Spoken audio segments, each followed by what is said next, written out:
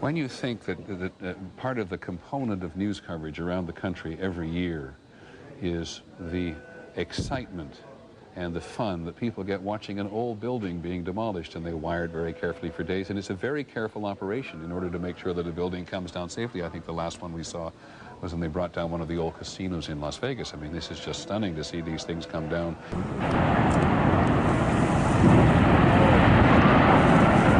That's gonna come here. I told you that sucker was gonna go. That's coming here, isn't it?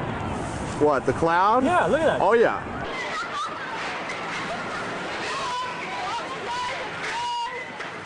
Right behind me. Salomon Brothers building. That's 47 stories tall. There you can see it going. So this happened, some 6 hours or so after the collapse of the World Trade Center. About an hour after the actual explosion, which was about 9:15 in the morning. If you wanted to calculate a time to cause maximum disruption, you would calculate that time as the start of the working day and perhaps the biggest, busiest complex in the world. There were those two explosions. I was at the base of one of those. Blair spoke of a battle between the democratic world and terrorism.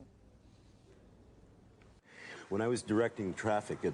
And, you know, in terms of the fatalities, you know, Rudy Giuliani said this is Building 7 again. We're going to just replay what you've just seen. This is Building 7 in the World Trade Center area is collapsing.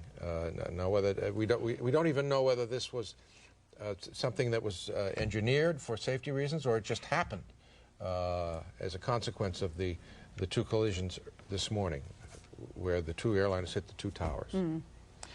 Understanding that building had been evacuated when the collapse occurred. This was known as Building 7 of the World Trade Center, and that is fresh video you're looking at of that coming down. Now, again, they were able to get everybody out of that building before it collapsed. So I don't know whether it was accomplished by demolition experts or whether it just happened as a consequence of what occurred earlier today. That building number 7 was going to collapse. That appears to be what has happened now. I don't know exactly how many stories the building is, Dan, but standing at the base of it, watching it burn about an hour ago, it looked to be something on the order of 50, 60 stories, as you said, a very, very large office building. And since the most recent collapse, which happened just a short while ago, Building 7, a 47-story building.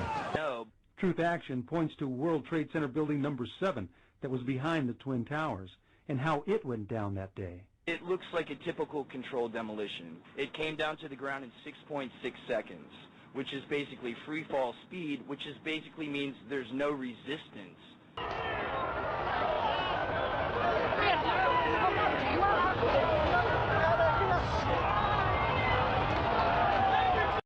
In fact, you were just told by police that you should move out of your apartment, Fabiana. Yes. You've got Carolina here? Yes.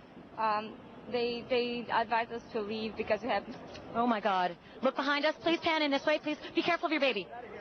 This is it. That's the building coming down. Oh, my God. Oh, my God. Oh, my God. No. No. Listen. We'll be all right. We'll be all right. We're okay. I think we're okay. Ashley, I think we're okay. You're going to...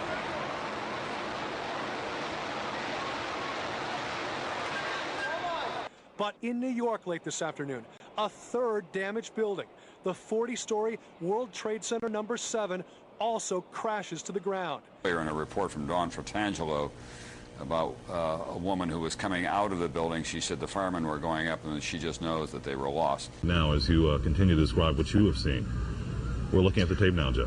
Okay, good. This, once again, happened only within the last few minutes. We saw one of those smaller buildings just fall to the ground.